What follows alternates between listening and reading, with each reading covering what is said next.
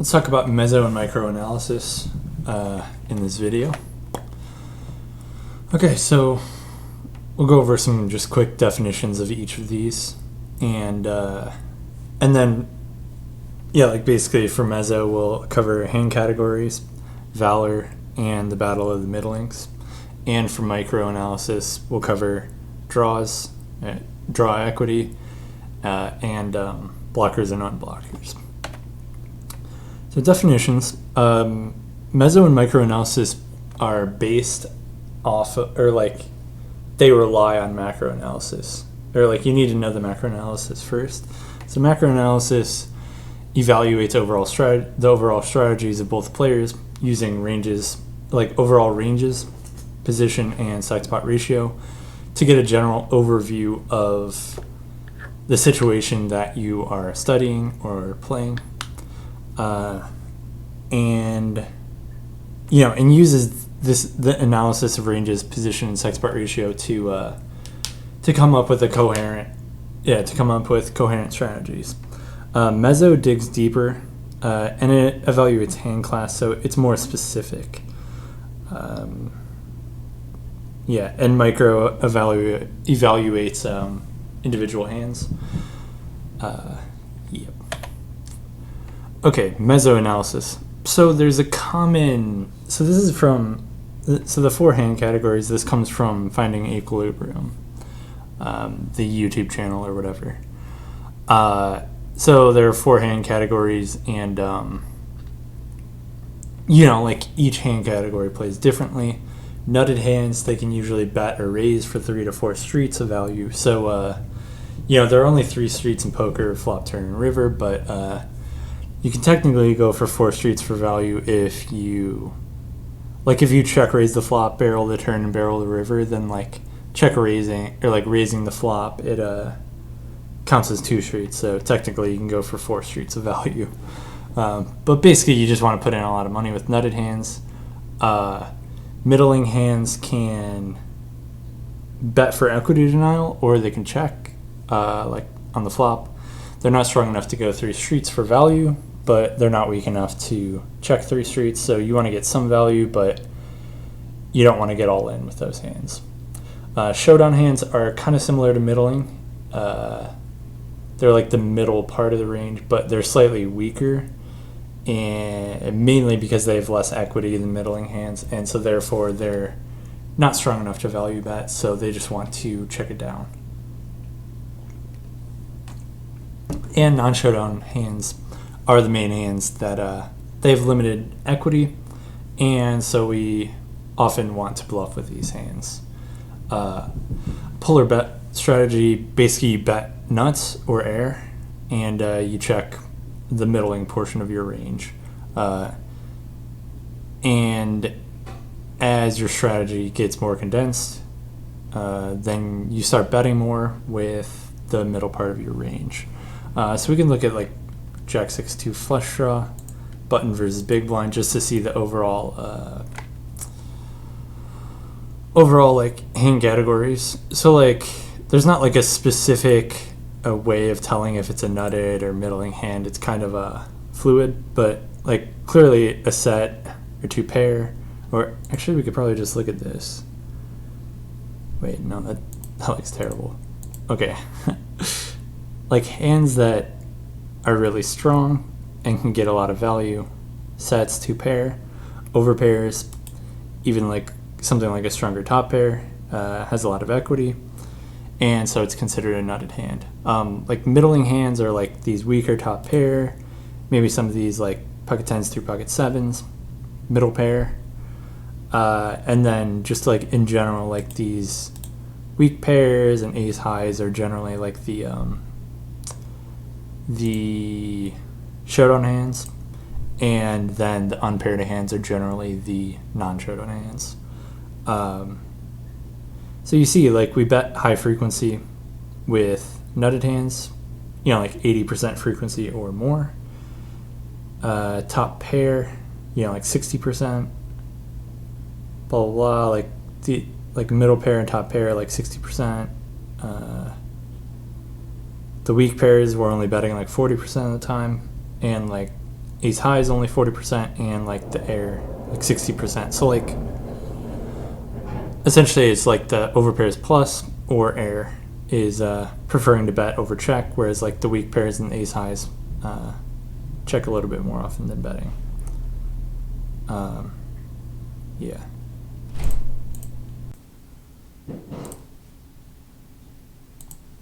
Okay, so continuing with Meso analysis. So the 4 hand categories, the issue with this method is that it's kind of generic and there's not really a solid way of deciphering between, like, for example, a middling hand and a showdown hand. And so maybe then by using this method, then you'll end up like trying to value bet for like 2 streets, assuming that your hand is middling, but in reality maybe it's showdown, or vice versa. Or if you're not sure, then you don't know if you're supposed to value bet a 2nd street, for example. And so instead, it's I think a better way of looking at hand categories is using the concept of valor. Valor is basically just the ability of a hand to bet or raise a future street. It means so a high valor hand is one that you'll end up making the best hand really often by the river, and you can often value bet. This means like being able to outdraw your opponent's value.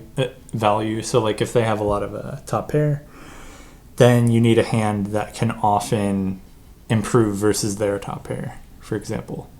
And low valor hands, basically, they're low equity hands,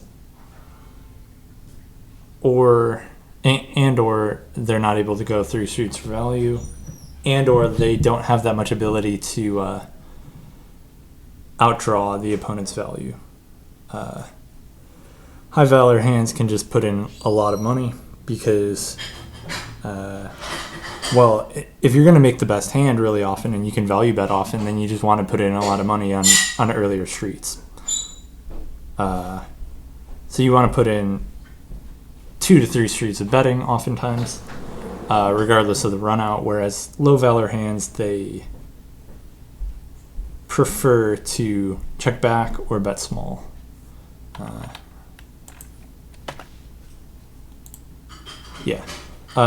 High valor hands, if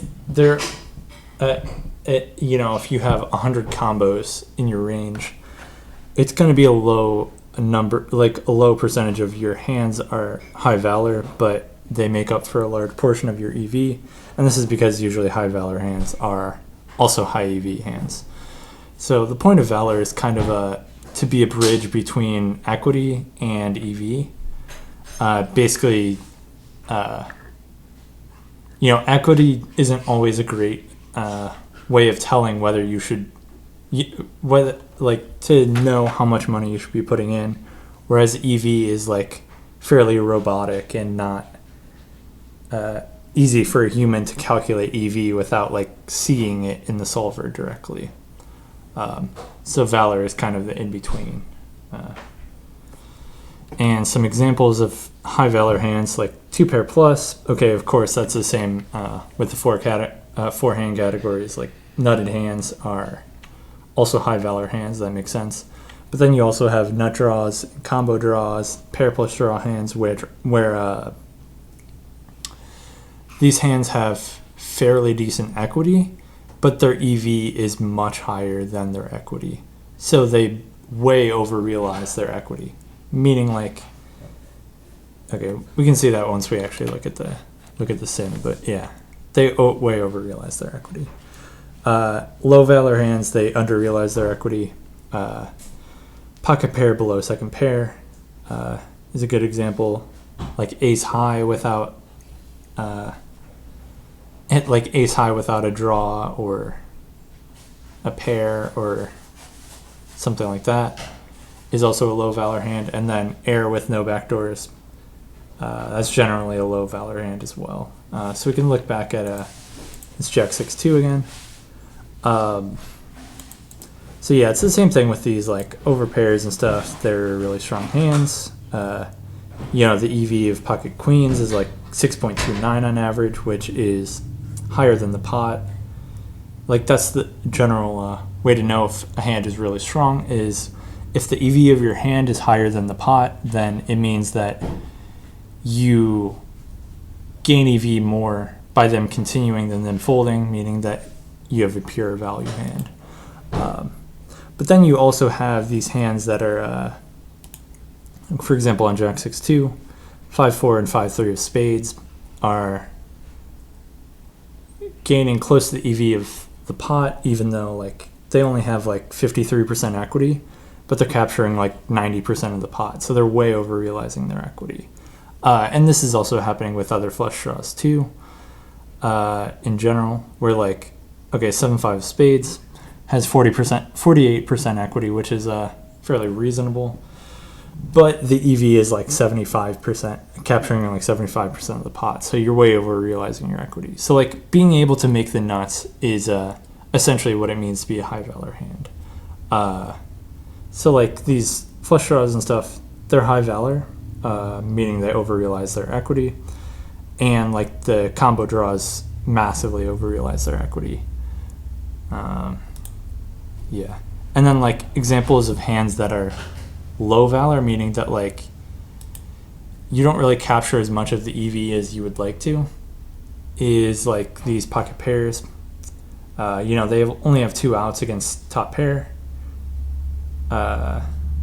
So even though they have like pocket tens has 70% equity, then it's capturing around maybe like 75% of the pot. So it's slightly over realizing, but at the same time, we're in position, so we're supposed to be over realizing more than just like 5%. We should be over realizing like 10%. So this is just a sign that these hands, they just can't improve very easily, so they are low valor. So they're not weak hands, but they are weak, too weak to value bet like through streets. And so we often just like check back flop, unless it's a board where we're going to be c-betting high frequency. And same thing with these like pocket 5s, 4s, and 3s. And we can look at like, so pocket 5s is checking back 68% of the time, whereas like ace deuce, well, ace deuce we have 5 outs to improve against top pair, so that's pretty good. So we have more ability to improve than pocket 5s. Yeah, like ace deuce of clubs has slightly less equity than pocket 5s, but and they have the same amount of EV actually, which is kind of interesting. Wait, yeah, it's pretty close, but like ace deuce, king deuce are betting more often, simply because they can outdraw the opponent's value a lot easier. We can look at like, say like gut shots. Gut shots are over realizing too, apparently, but the main ones that over realize are like flush draws.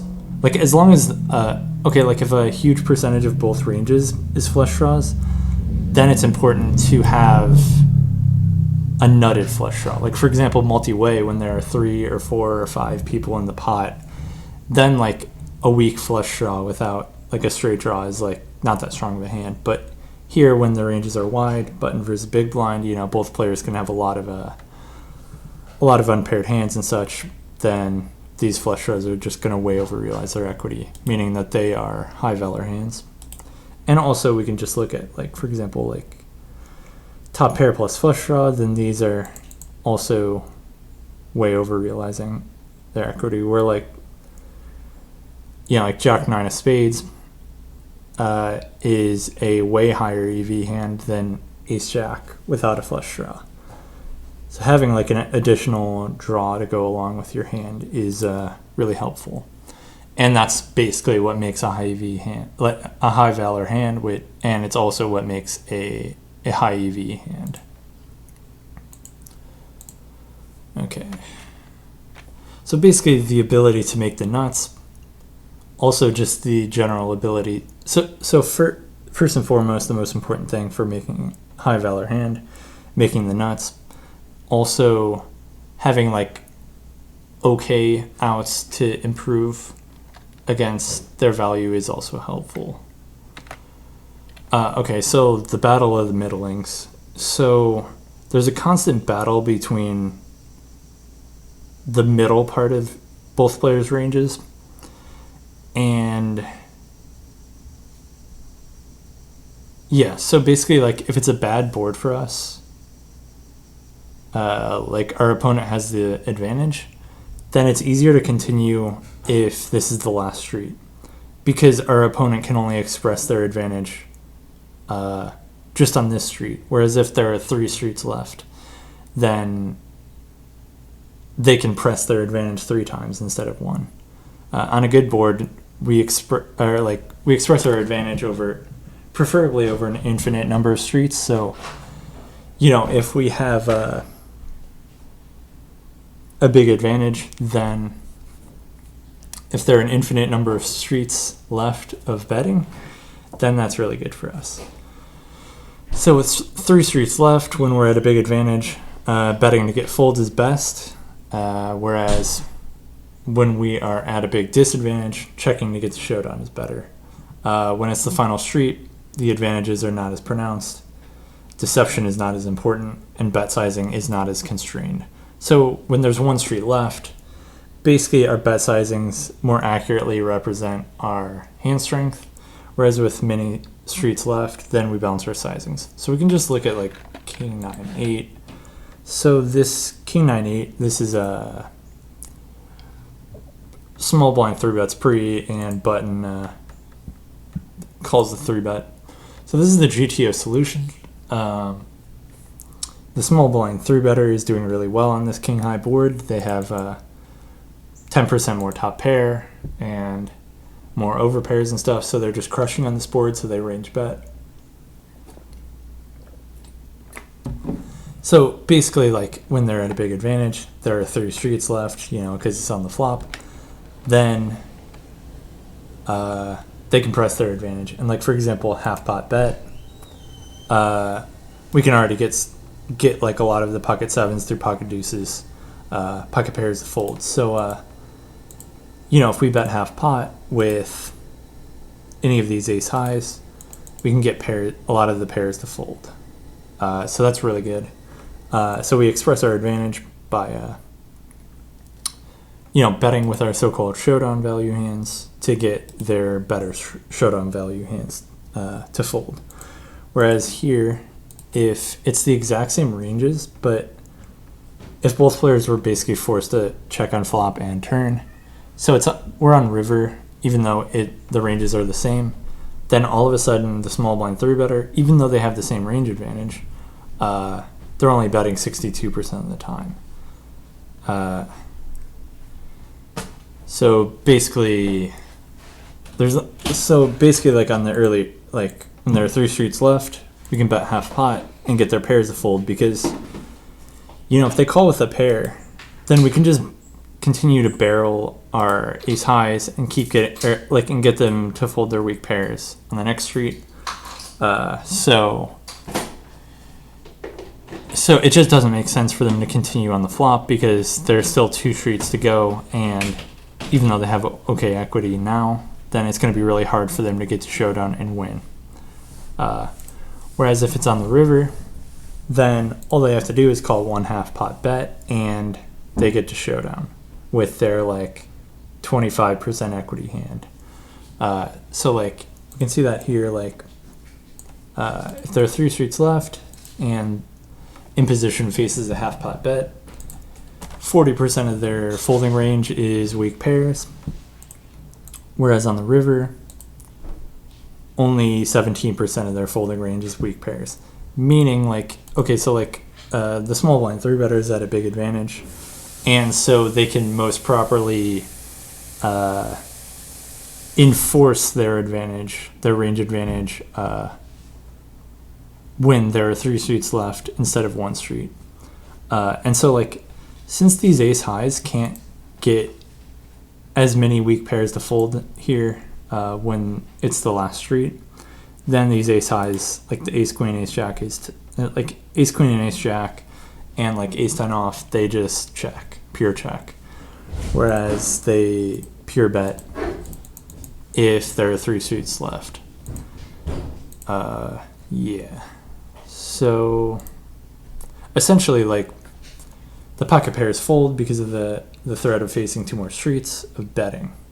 But if this is the last street, then the pocket pairs can continue. Even if their equity doesn't change, then their ability to realize that equity changes. And so, yeah, small blind doesn't bluff their ace highs anymore if this is the last street. Oh, whoops. So then they just check to get to showdown instead.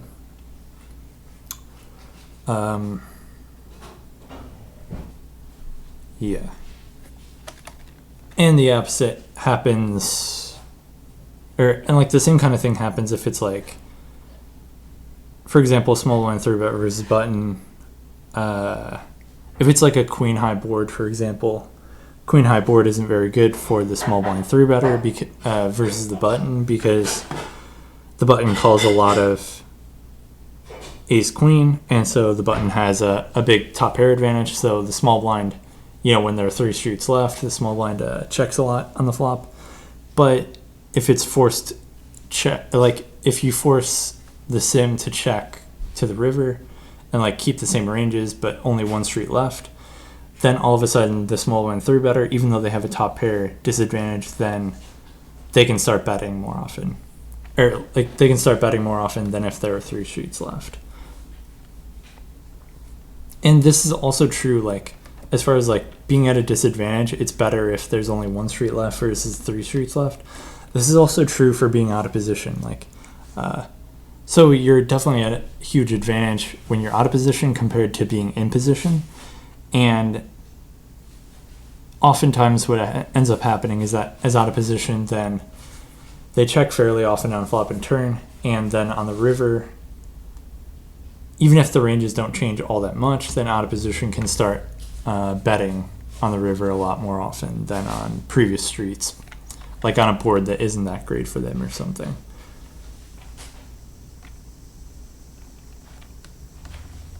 Okay, let's move to microanalysis. So, analyzing individual, the individual components of a hand, like of an individual hand. Yeah, we kind of already talked about this, but so strong draws have a lot of equity, but their EV share of the pot far outweighs their equity.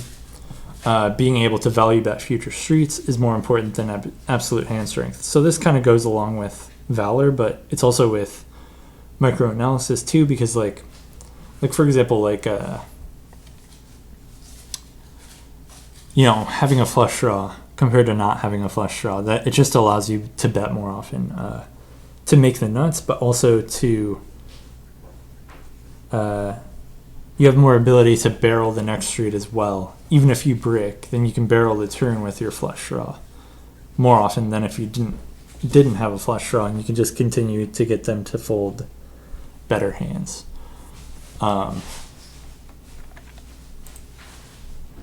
Yeah. Okay, so what are we gonna look at? Okay, flush draws. Yeah, so the average equity of flush draws is here, like small blind 3-bet versus button. This is ace 9-8 flush draw flop. So the average equity of flush draws is 61%.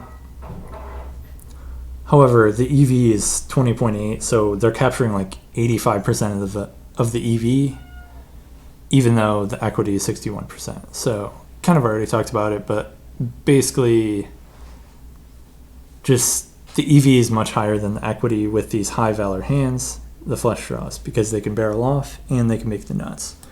Whereas something like these pocket pair below top pair, they have 56% equity, but they only capture 7.5 big blinds out of a 24 big blind pot, or 23 big blind pot. So even though they have 56% equity, they're only capturing 33% of the EV. So they're just massively underperforming, massively under-realizing, because they have little ability to improve, and I mean, like, also we're out of position too, but the main thing is just they have very little ability to improve against top pair. And this is more important on ace-high boards because there are more top pair hands available on ace-high boards than other boards because, both players, raise and or call with more ace-x hands than any other hand category or hand rank. And so therefore,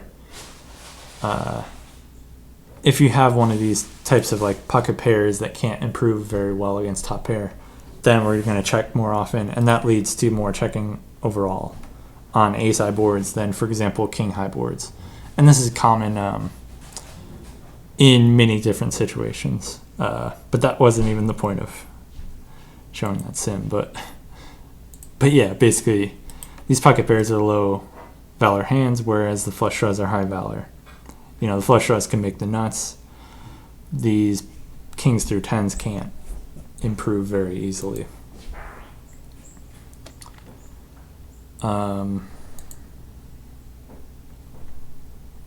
Having backdoor, having like a backdoor flush draw or backdoor straight draw.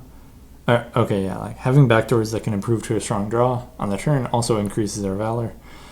So yeah, let's look at 8-4-3. Close these. Okay. It'll take a second to load. Okay, so the 8-4-3 rainbow. This is small blind versus big blind single raise pot, and we're just gonna look at the air hands and like compare backdoor flush draw hands versus having no backdoor flush draw. So this is for the small blind pre-flop raiser, and what we see is that, for example, like 10-7, 10-6, 10-5, all of these hands, we're just pure checking when we don't have a backdoor flush draw, but we're often betting when we do have a backdoor flush draw. So like this increases our equity by around 3.5% ish. 4% maybe. But the EV gain is really large. So, we increase our equity by like 4%, like 3.5% by having a backdoor flush draw compared to not having a backdoor flush draw. But the difference in EV, like 10-7 of hearts, we gain around 10% of the pot, of the EV of the pot. But then when we have a backdoor flush draw, it goes all the way up to like 17%. So again, we're just over-realizing when we have these backdoor flush draw hands. We're not over-realizing quite as much as if we had a nut draw already, but having a backdoor nut draw helps to increase our EV quite a bit and allows us to bet more often. And this also happens with like queen jack, queen 10, jack 10. With a backdoor flush draw, we can bet a lot more often, and our EV is much higher.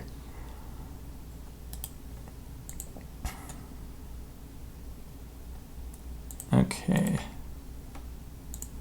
Yeah, dominated draws are not great to bet. Okay, let's look at jack 10-9. This is button versus big blind single raise pot. Jack 10-9 flush draw. It'll take a minute to load.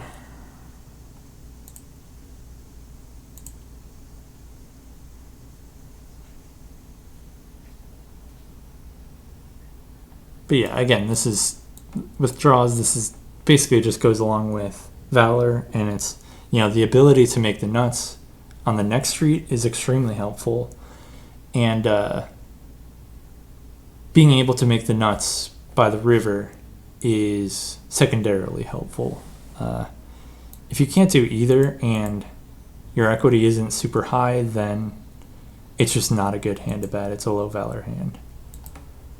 Okay, so button versus big blind single raise pot, jack 10-9 flush draw. So like an example of hands that really don't want to bet on this board are like pocket 8s or pocket 7s.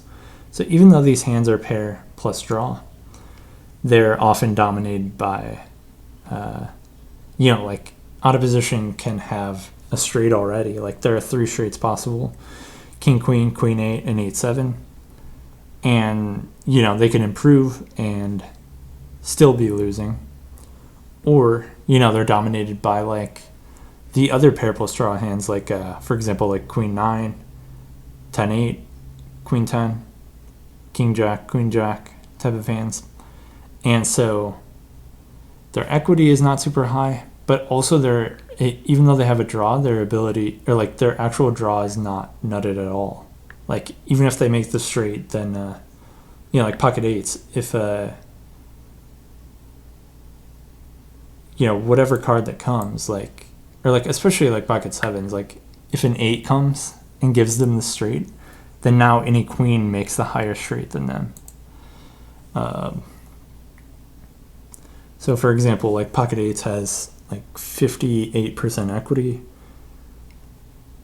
but we're only capturing like 45% of the equity of the pot. I mean, the EV of the pot.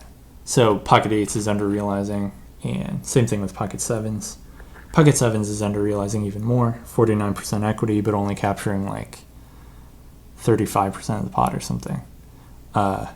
Now, if you compare that to like pocket 4s, pocket 3s, pocket deuces, okay, these hands don't really have much more ability to improve, but as we'll talk about on the next slide, at least these hands unblock their folds. So they don't have as many 4x, 3x, and deuce x.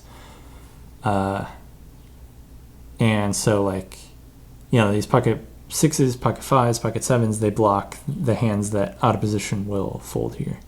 So these pocket 4s, 3s, and 2s can bluff. But yeah, we'll talk about that on the next slide. Okay, and I don't know why it's bluffing with blocker. It's not supposed to be just bluffing, but just blockers and unblockers.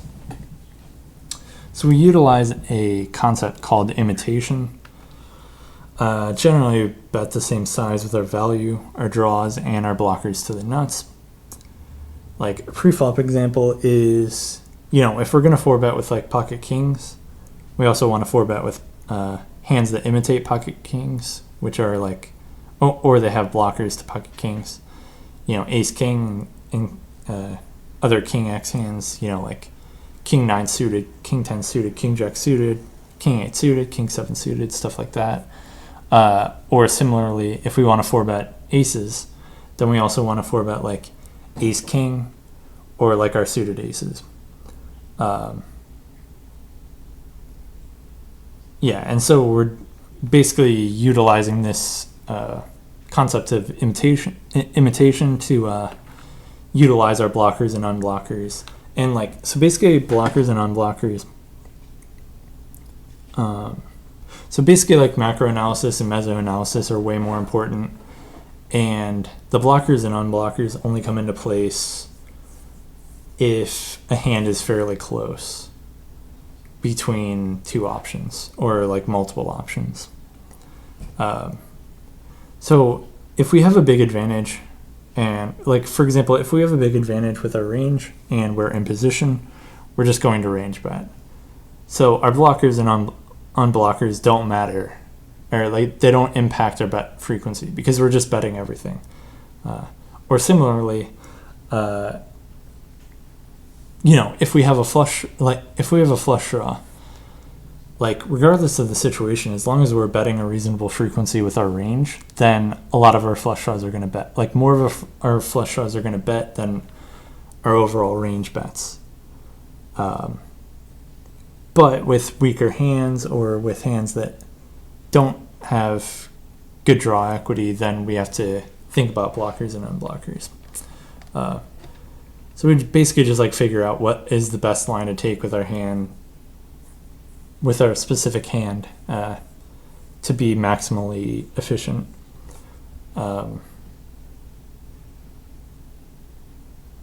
Wait. Oh, okay, yeah. This is bluffing with blockers and unblockers. Okay.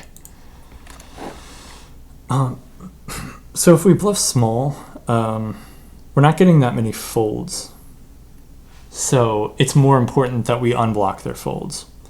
The reason being, like, if we bet quarter pot and we get them to fold like 20 or 30% of the time, then, if we happen to block their folding hands, then they're going to continue a lot more often. So we're just not getting the fold equity, the small amount of fold equity that we want.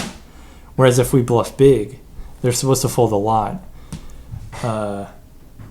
So, if we try to maximize our, like if we try to increase the EV over hand by when we bet big, by blocking their unblocking their folds, well, it's not going to be as helpful because they're going to have multiple different types of hands that are going to fold. So if we, like for example, they're going to fold ace high versus a 3x pot jam. Well, that's not as important because not only are they going to be folding ace highs, they're going to be folding king highs, queen highs. They're going to be folding mid to low pocket pairs, medium pairs, stuff like that. So when we bluff big, it's more important that we block their calls. Yeah, ranges are tighter when betting big. So blocking their calls is more beneficial. So if they only call 30% of the time, and if we can block half of their calling range, then that's really helpful with our bluffing hand. So let's look at a7-2.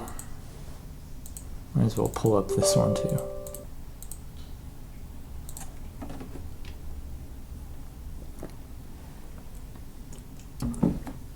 So essentially, you just, two hands may be fairly similar as far as their valor, and their draw equity and stuff. But if you're still unsure, or you can't really make a decision based on those, if it's still close, then you just want to use blockers and unblockers. So blockers and unblockers are basically the last resort. And, on the river, then your draw equity doesn't matter at all because there are no draws anymore. So therefore, blockers and unblockers are more important on the river. Okay, so this is another button. Oh, no, this is, wait. Yeah, button versus big blind, single raise pot again. A7-2 flush draw. So we're mostly betting small, right? If we bet small, we're getting 31% folds, so not that many folds. And so therefore, we basically want to unblock their folds. What are their main folds? Well, their main folds are, the unpaired, pretty crappy hands. Queen highs, jack highs, 10 high hands. And so what air hands are we betting the least with? A lot of these these Broadway cards, like king queen, king jack, queen 10, that double block their folds. If we single block their folds, then it's okay. But if we double block their folds, then it just makes it way less likely that they're going to fold. Whereas queen 6 through queen 3 can just bet a lot more often because at least they have for example, queen 3. The 3 doesn't really block their folds much. So at least one of our cards is good for bluffing. All of our hands are going to be blocking folds to some degree, but we really don't want to double block their folds if we're betting small. And then we can look at hijack versus big blind, single raise pot example. Okay, so say we bet 200% pot on flop, and let's see, flush draw turn, and we barrel half pot, and then the river comes in 8. Everything breaks off. Now if we want to jam, we're betting pretty big, and so therefore they're folding 65% of the time. Basically, unblocking their folds doesn't make as much sense because, they're folding a lot of 10x, they're folding 9x, 8x, 6x, 5x, 4x, deuce x, a mix of all these types of hands. So unblocking their folds isn't as helpful. Blocking their calls is a lot more helpful. And yeah, and so what do we want to bluff? Let's see. Well, what is their main value? Okay, call when they call.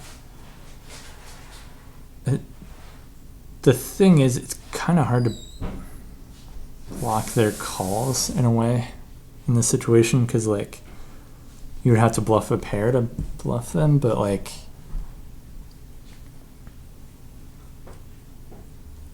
yeah, so the main bluffing hands, it seems like ace 3, ace 4, ace 7. Yeah, like these ace highs, they kind of block their ace 10 calling range and stuff. Let's see. King highs, a little bit of queen highs as well, blocking their king 10 and stuff. I mean, like, okay, this isn't the best example, I guess, but maybe for pot. Let's see.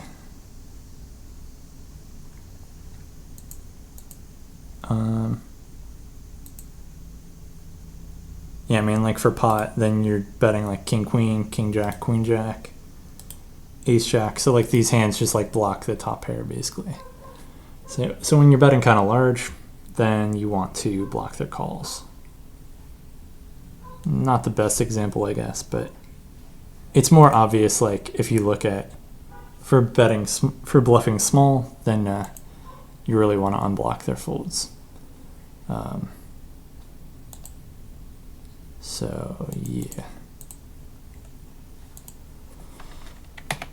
Okay, and then blockers and unblockers with value. So like when value betting, we want to unblock their calls. You know, we want them to call if we're value betting. So if we block their calls heavily and we have like a nutted hand, then we want to slow play that nutted hand, you know, because we block their continuing range. So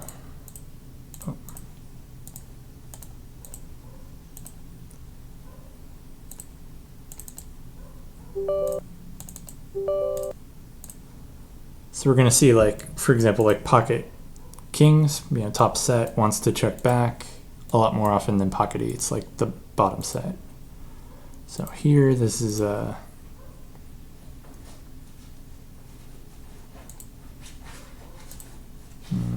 still loading.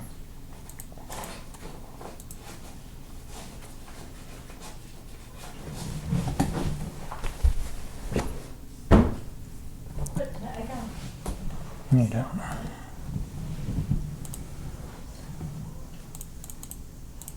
Okay, so here, button versus big blind single raise pot. So king 10 8 flush draw, like we're mixing quarter pot all the way to overbet.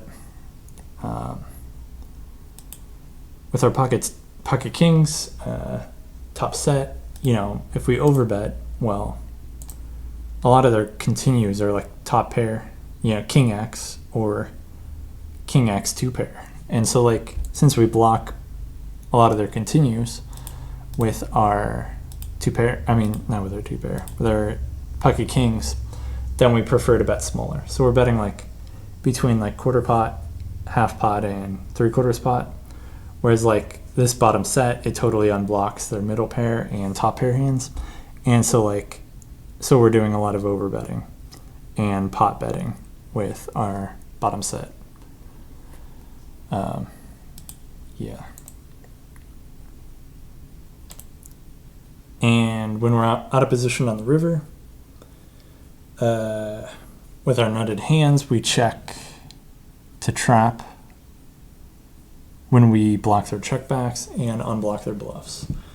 So their main checkbacks are ace highs. So ace high.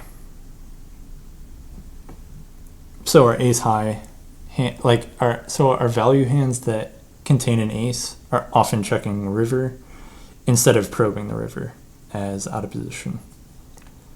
Because you know, like a large amount of their checkbacks on the river, regardless of the situation, is going to be ace high. So when we have an ace, then when we check, they're going to bet into us more often. Okay, so let's see. King a5, deuce 9. Okay. Okay, so yeah, 73% of their check back range on the river.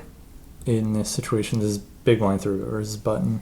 73% of their check backs on the river after check jack on flop and turn are ace highs. So therefore, like, we can just check our ace highs to try to get the showdown. And similarly, you know, our ace is blocking ace high, just wants to check because, you know, since we block their checkbacks, then they're just going to bet a way higher frequency than, you know, their average betting frequency. And same thing happens with ace 5. I mean, it's kind of a middling hand, but like ace 5 and ace deuce, these check back a lot, or these check, ace 8 as well. They check a lot more often than like 10-8, 8-7, 10-5, 6-5. These hands just want to bet to get some value.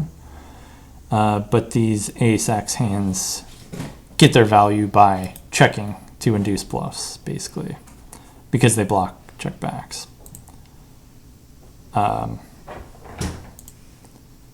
And with bluff catchers, yeah, we want to block value, unblock bluffs. Yeah, in general that's true, but I think it's also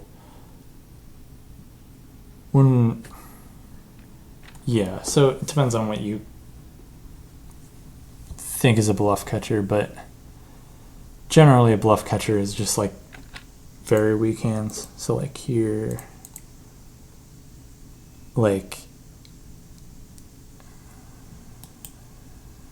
let's see, what is a bluff catcher here? I don't know, I guess like these ace highs. Whatever. It's yeah, basically you just want to like if you unblock bluffs, then they're going to be bluffing more often. So like, okay, yeah, let's actually look. So if they bet like half pot, you know, they're mostly bluffing queen jack, queen 10, jack 10. So basically like queen x, jack x, 10x. So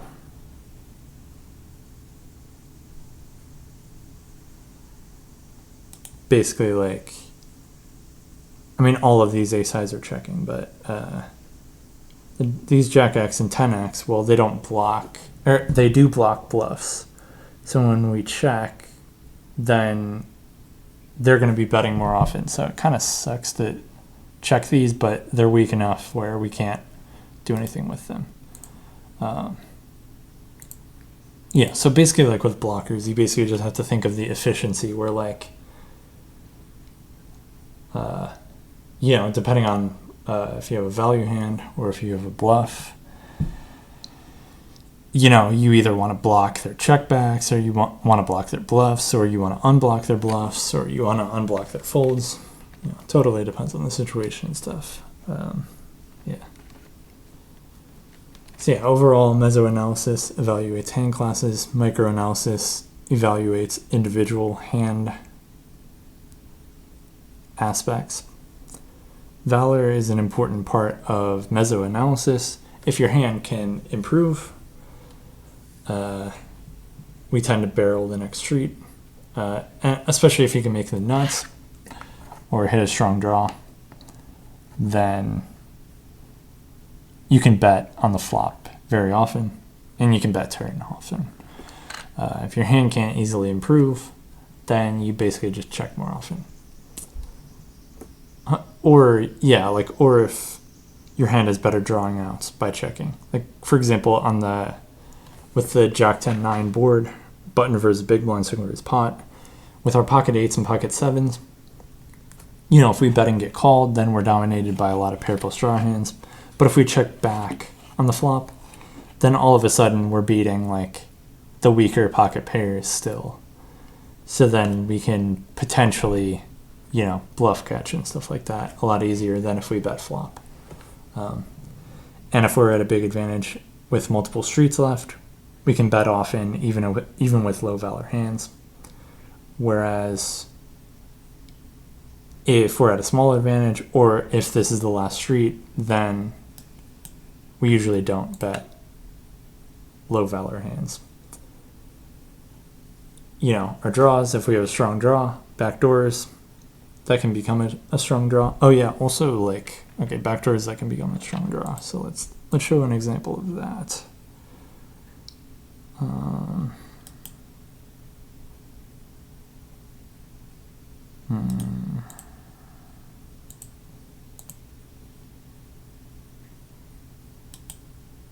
Okay, so backdoors, that can become a strong draw. So like 10-9 with a backdoor flush draw.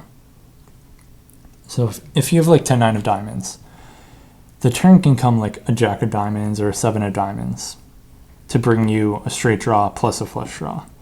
Whereas like a hand that is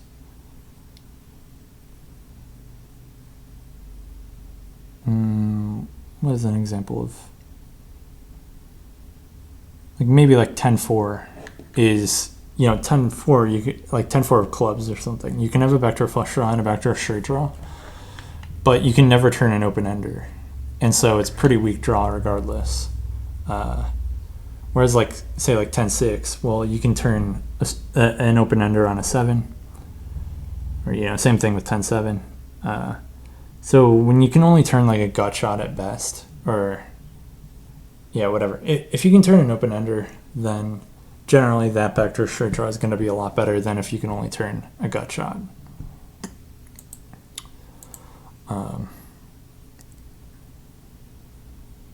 But yeah, having a strong draw, backdoors, or yeah, also yeah, having a flush draw blocker, then that helps as well. That's goes along with blockers, but basically we can just take more aggressive action if we have a draw. Because we over-realize our equity, we can continue barreling and we can make the nuts. So it's high valor hand, especially if it's like a nutted draw. Blockers and unblockers. With value, we prefer to unblock folds and block their checkbacks. And when bluffing, we want to unblock folds when betting small and block calls when betting big.